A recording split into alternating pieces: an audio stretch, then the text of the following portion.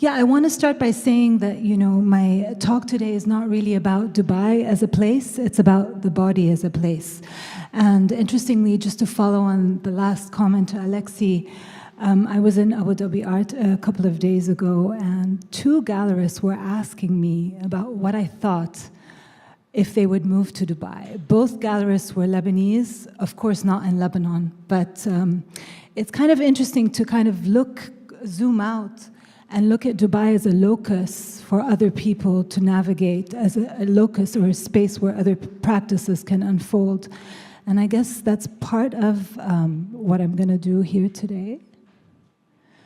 Okay, so about me, I've been writing for a very, very long time, basically publishing my work, really looking at the region as a whole, and Dubai is a space from which I look out to the region.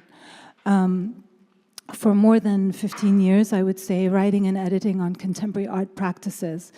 But it's basically what I've learned in art criticism that has brought me to curating. And basically, I would say that my curatorial practice is a critique of the contemporary art world today. It's a critique that, since contemporary art exploded on the scene in the 1990s, it's been so formalized and so commercialized that we have lost track of who the artist is.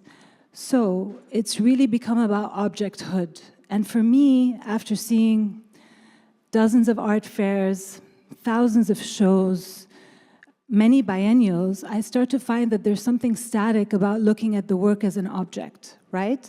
And so obviously, my expertise is in creating the narrative around the work, and at times the narrative becomes more important than the work.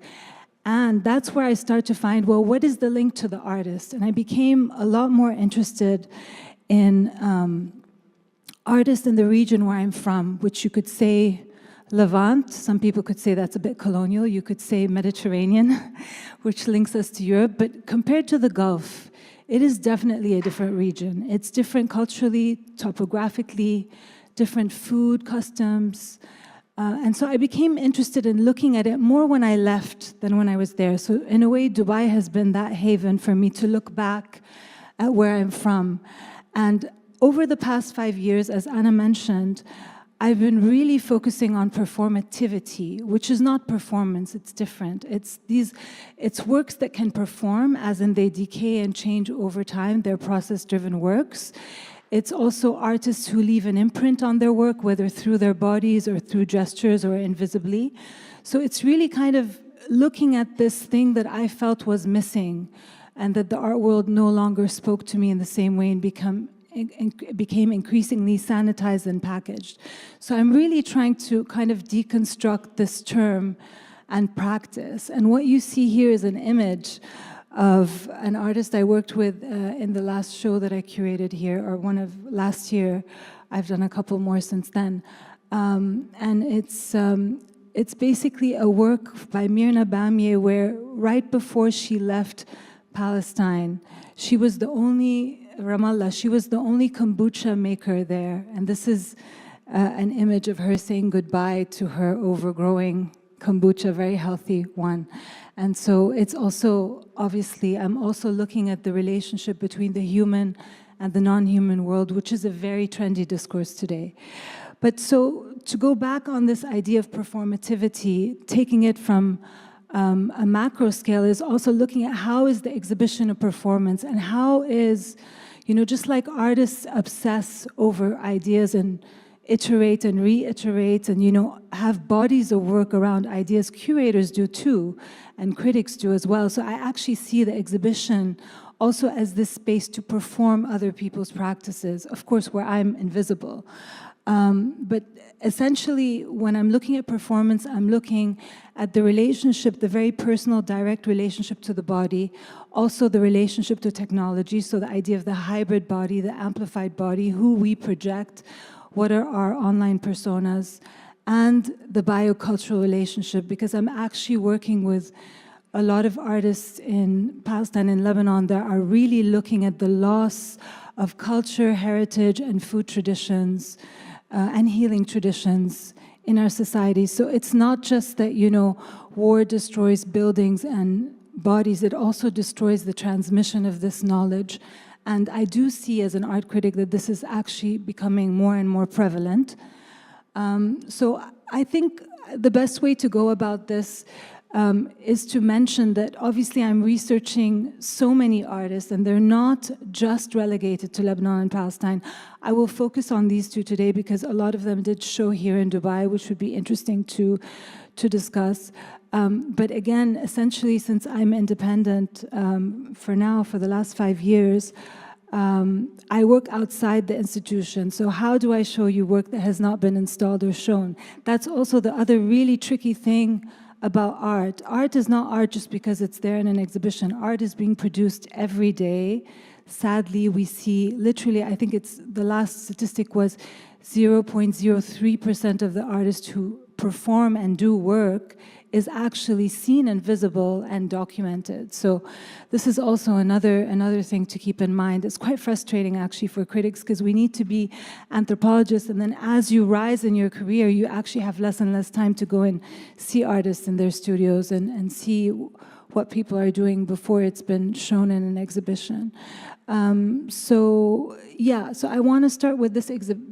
I see this first exhibition as the beginning of this curatorial practice. I showed it last year at a new space that Alexi mentioned, Nika Project Space, which has been really doing some great things at looking at, you know, the post-Soviet region, but also just other underrepresented regions in the world and emerging artists that are you know, just kind of rising to the fore and kind of creating conversations between different parts of the world that you normally wouldn't see together. And I mean, this artist is really significant, Liane, because she actually is the niece of the late Tariq Hussein, who is a Palestinian Kuwaiti photographer, very well known here, who had a performative practice, and he was documenting the man-made islands in Abu Dhabi, more than 200 of them, which was supposed to become a book. Hopefully it will one day. And, you know, this is just another example of, you know, the UAE having hosted people from other regions here, and she's his niece. And, you know, of course, the link to Palestine is inevitable. She's also from the same family.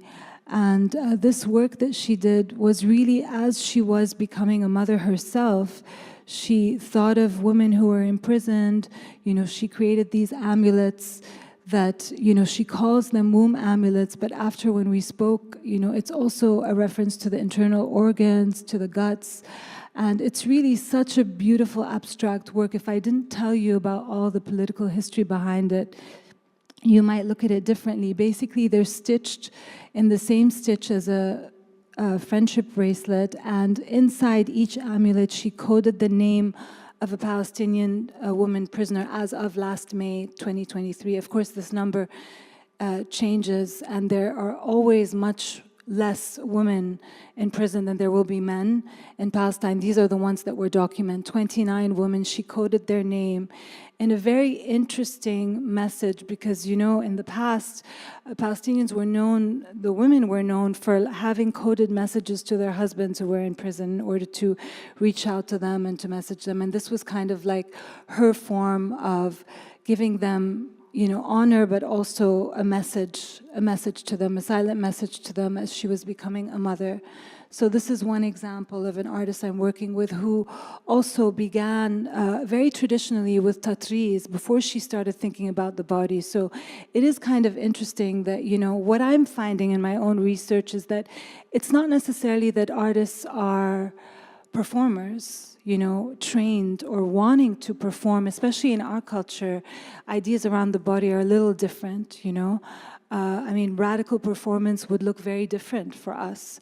And it's just that I think it's a certain maybe helplessness or a certain, the only way to respond, I believe, is to start with yourself, you know. And I think the best example I can give you is 1990s Beirut, where the lecture performance really became a thing due to someone called Walid Raad, you know, who really did almost as a way to convince the audience that him as the artist was speaking from the position of authority, whereas he was always fictionalizing the archive. So again, this is just to take a broad stroke of like what happens in societies like Lebanon being somewhere where supposedly there is freedom of expression, supposedly the press is thriving and there's all kinds of press, but as we know, even though we have many papers, most of them are allied with political parties or perspectives, which means at the end of the day, you have to read everything and then come up with your own decision. So a lot of artists in the 1990s were responding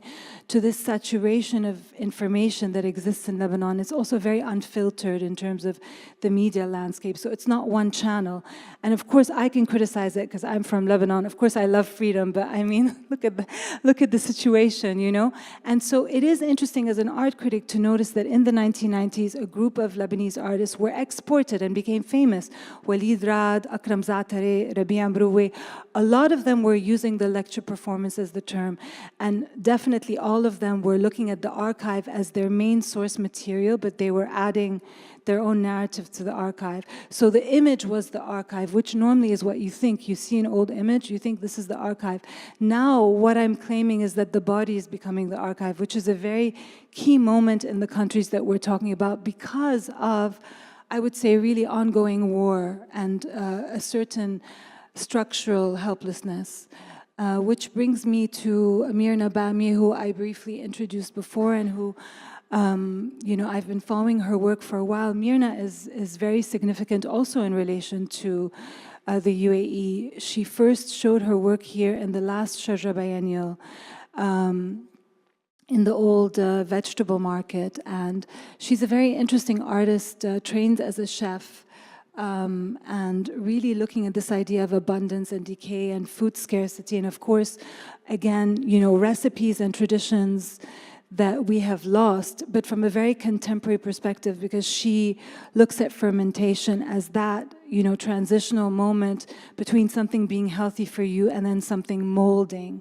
And so she creates these like all-encompassing installations which include actual fermented materials, whether they be pickles or lemons, videos, like the video that was installed in the sink, and also sound performance where she performs her own hunger and dissatisfaction and restlessness. Someone who had to leave Ramallah in order just to keep being an artist and keep working. And so, again, I feel that she's really speaking something very powerful in relation to our time. After this show that we did together, she went on to you know, do a show in TBA 21 Academy, also in Shanghai. So she's been doing this work, really performing this food kind of decaying in spaces and immersive installations for quite a while.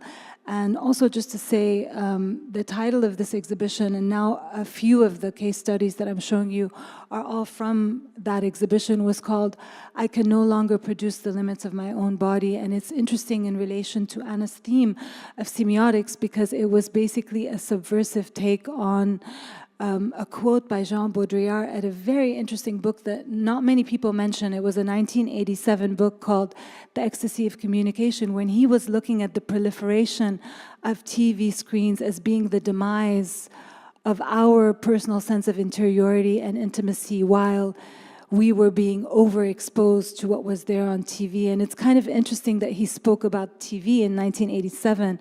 We could maybe say the same thing about the internet today.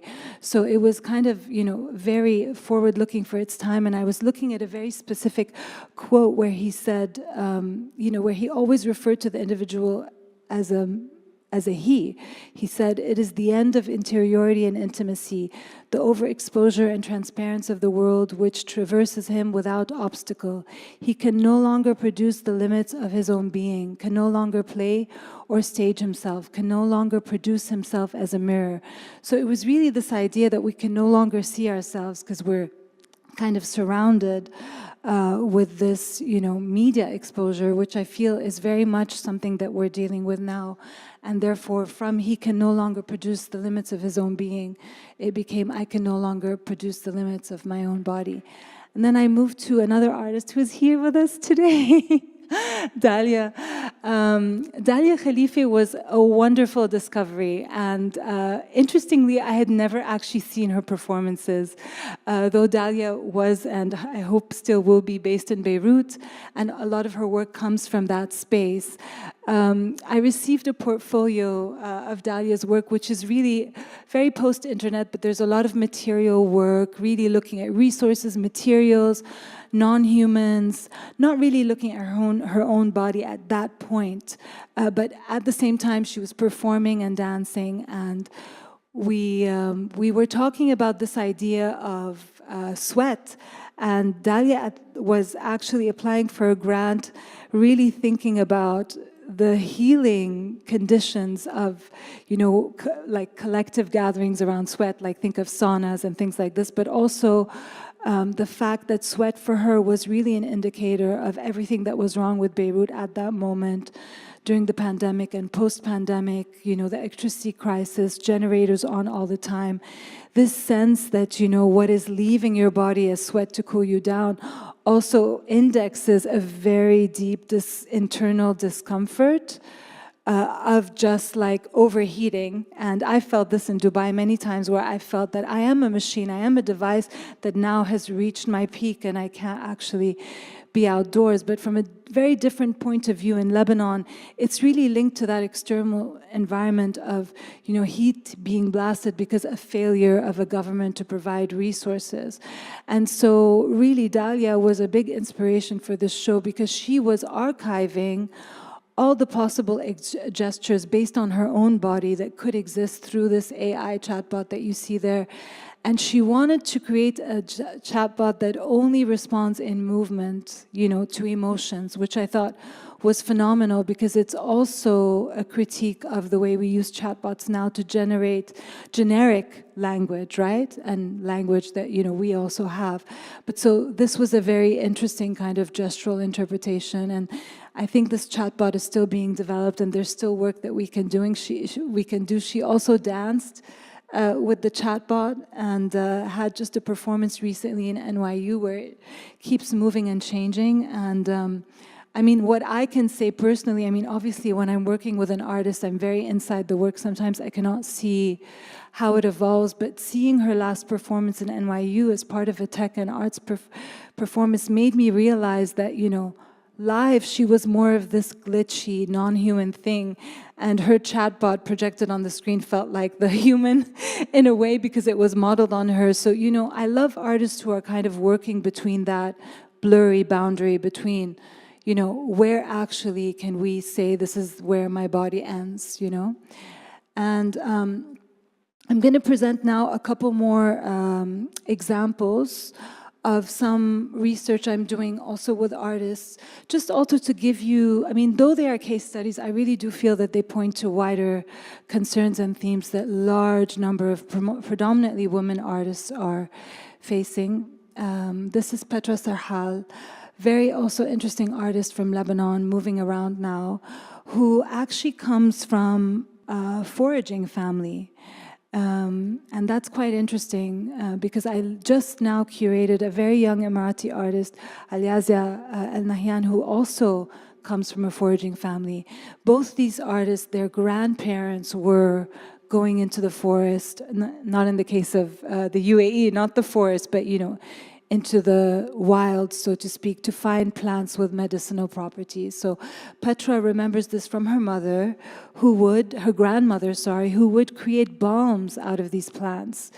And so she's been performing and making material work around the idea of two things: scent and ancestral care. And this is something she performed in Beirut just this year at a new artist-run space called Takeover Space, that really looks at oranges and oral histories, again linked to Palestine, to kind of recreate a map of what is gone. So I think it's incredibly poetic, and there is this really strong link between Lebanon and Palestine culturally, I think through the land, if not by descent. So it is interesting just to see these artists who are crossing territories in this way. She also creates, so as you can see, this is how she maps out through materials areas based on what used to be present there before the wars. Wars have such a deeply destructive impact also on all life, not just human life, as we know. And it's really sad to see the colors that then get, completely lost as a result. And what was I saying? Yeah, so it's also really about, for me, the research element and working with these artists before then they ultimately get showcased in an exhibition or a book is about all the levels of knowledge production that artists produce, which I think is really, artists are the ones who are, in my opinion, seeing the future, and responding to the moment we live in. And it's not that the work has to be a political slogan, but these are definitely very non-violent and beautiful ways to respond to a world that is not what we hope it could be. And I don't know, how am I doing on time? 2 minutes. Oh, perfect. Okay, so I will just end here. So obviously, not just right now, but just to say that, obviously I realize the shortcomings of, and I wish Selwa was here with us today, who is an art historian, but I am very much rooted in the contemporary. But I do understand that it's really important to trace a lineage. As I said, I just came across 2 artists whose parents were foragers. We never talk about this in relation to the Arab region. We talk about food, but we don't talk about foraging. Foraging seemed to be a thing that happened in Denmark after the famous Noma, but in fact, it does exist in our region too. We do look at seasonal produce. We do, in the old days, have a different relationship to the natural environment. And so I'm also thinking about how to trace this within a larger lineage that may not be a modernist lineage, but still relatively contemporary. And I came across this phenomenal Palestinian artist who in the 1970s was photocopying her body. She used the very first color Xerox photocopier in 1974 to photograph her body. Before that, she was doing self-portraits. This was just like, it blew me away the same way I was blown away when I found out that Nadia Say Ali from Beirut in the 1970s was doing kinetic art inspired by the signs in Hamra Street, way before she knew that there were kinetic artists that were working at that time. Like, again, we really need to archive our history. The body is this archive that maybe passes through generations, but it's up to researchers and curators to really discover what has not been told. And so Amal Abdel-Noor is from Nablus. Her parents moved to Cairo when she was young. She studied in France, and she literally was just doing this work in the 70s. And this is, she says, "Mother, don't cry, I'm okay." She was really a performance artist ahead of her time. Why has it taken us until 2020 to discover her? So, it is really time, I think, for us to really dig a bit more deeply. Just like the UAE, as people were saying, there was a history here before. It's really arbitrary what stories get told, especially from the region. And so it's really time to also celebrate the lesser known and maybe the more subversive, I would say, artists who were doing really avant-garde work. And thank you for listening. Thank you.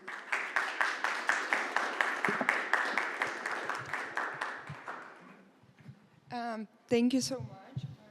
Is it? Yeah, it's turned on.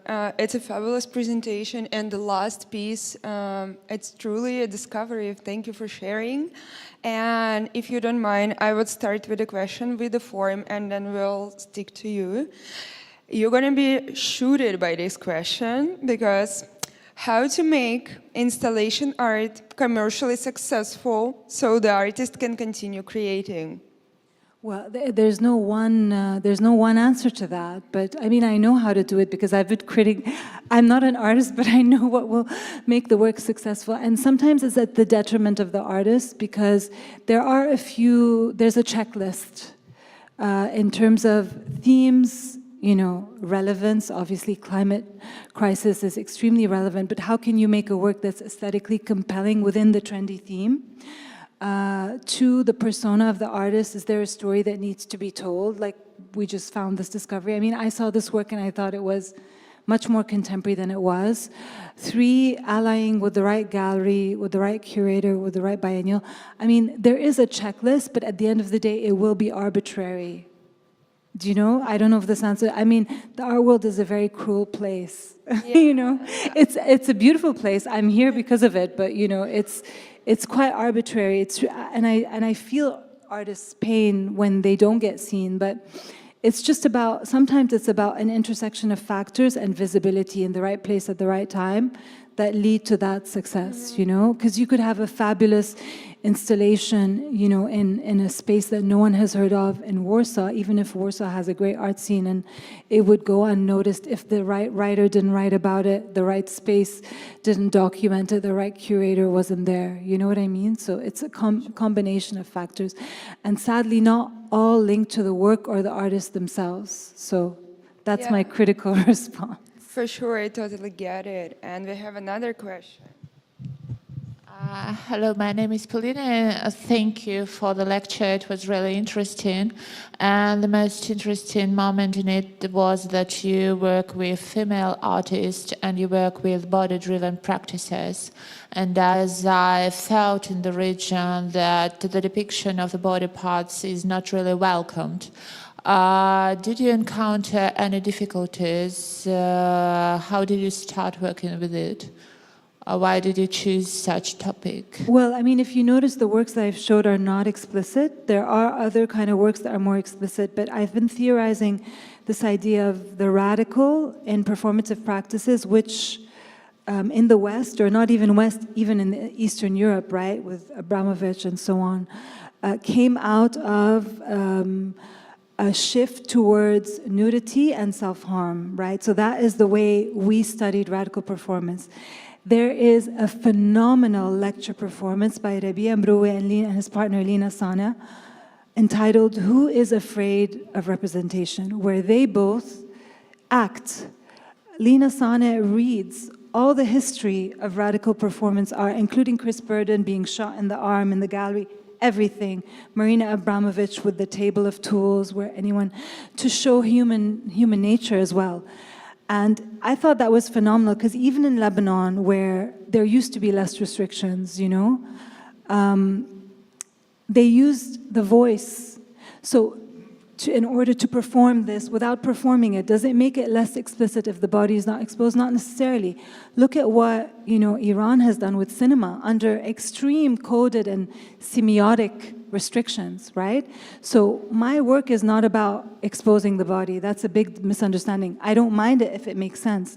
My work is about creating new languages for the body, and these are coded. And for me, the more interest is in this region because it's more subtle, but it's also much more subversive and much more powerful, especially when it comes from a woman's body, especially when you have someone like Leanne talking about motherhood in that way, in relation to imprisonment. That's certainly not what she thinks. She does not think that becoming pregnant is a form of imprisonment. Her ode to the Palestinian prisoners was a gesture of radical empathy. Sadly, it's taken a lot of war and conflict and let's say the late blooming syndrome in the case of the UAE, which hasn't had the same history, to get there. You know what I mean? To get to the point to say that, you know, there's so much that needs to be told. There's an urgency here. And for me, that is the work, not necessarily whether it's explicit or not. I think sadly, and this is my personal criticism as a person from the Arab world, because all the rules have been broken in the West, there are no more rules, right? Except for now in relation to Germany and other places. But in terms of the body, and there's no more rules. And so it's actually less interesting because it's all been done. Here it's a lot more interesting because you have to work within certain social frameworks, certain codes of honor, respect, and integrity. And also it's not the same in every country. What I see in Saudi in terms of the street culture and the way people perform outdoors is different from what I see in the UAE, where there are some performance artists who perform anonymously or wearing something, or, you know, so, and here also you have a different folkloric tradition that is being used performatively than Lebanon does, where there's a big separation between folkloric performance and contemporary performance. So I hope this answers your question, but it's definitely exactly what I say. We're talking about the city, so these are bodies in relation to the cities in which they were raised, and they're responding, so they have to respond with the languages they know. You're not going to just, come and do something very offensive. But it might happen in the future. But for me, it's not really, like Amal Abdenoor photographing and giving a distorted self-portrait is similar to now a Palestinian artist who's so young, who's also doing this, who just graduated from the RCA. And the idea of distorting your body in relation to grief or in relation to something else is what I'm interested in, not the fact that the body is being shown, because that then becomes an object again, So, yeah, but it is a good question. And I think about it a lot, because my reference is the West still. But this is, we do have our own practices as well. Okay, thank you so much, because it was really interesting for me. Yeah, of course. Thank you.